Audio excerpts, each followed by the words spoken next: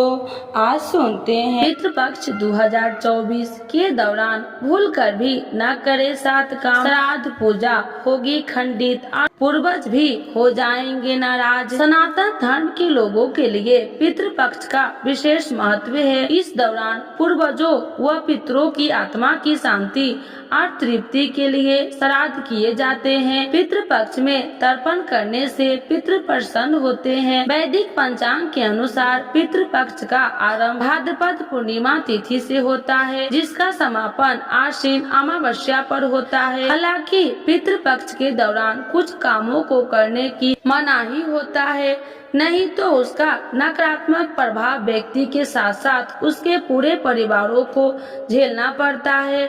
चलिए जानते हैं इस बार पितृपक्ष का आरंभ कब से हो रही है। इसी के साथ आपको उन 7 कार्यों के बारे में भी पता चलेगा जिन्हें पितृपक्ष के दौरान करने से श्राद्ध पूजा खंडित हो सकती है। इसके अलावा पितरों व पूर्वजों की नाराजगी का भी आपको सामना करना पड़ सकता है। पितृपक्ष 2024 कब से शुरू हो रहा है।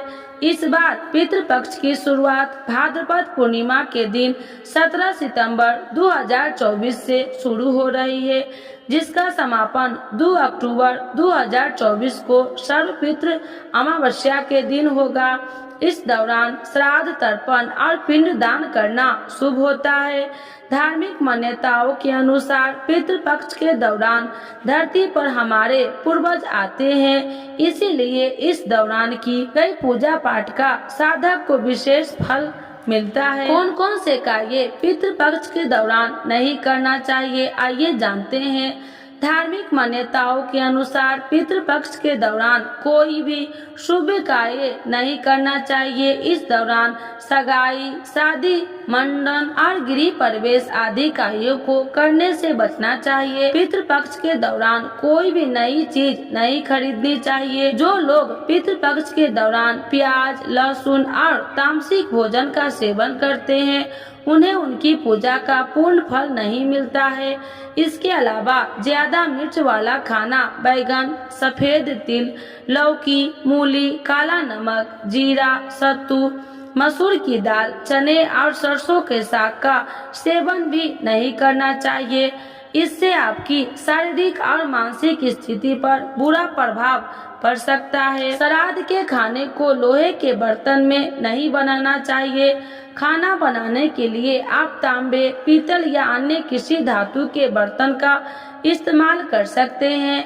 पितृपक्ष के दौरान बाल और दाढ़ी को काटने की मनाही होती है, इससे आपको धन हानि हो सकता है। श्राद्ध में गृह कलह, स्त्री व साधुओं का अपमान, बड़े बुजुर्ग की बात न सुनना और बच्चे को कष्ट देने से पूर्वज नाराज होते हैं। इसी के साथ आपको अपनी पूजा का भी पूर्ण फल नहीं मिलेगा। पितृपक्ष के दौरान बासी भोजन के सेवन करने से भी बचना चाहिए।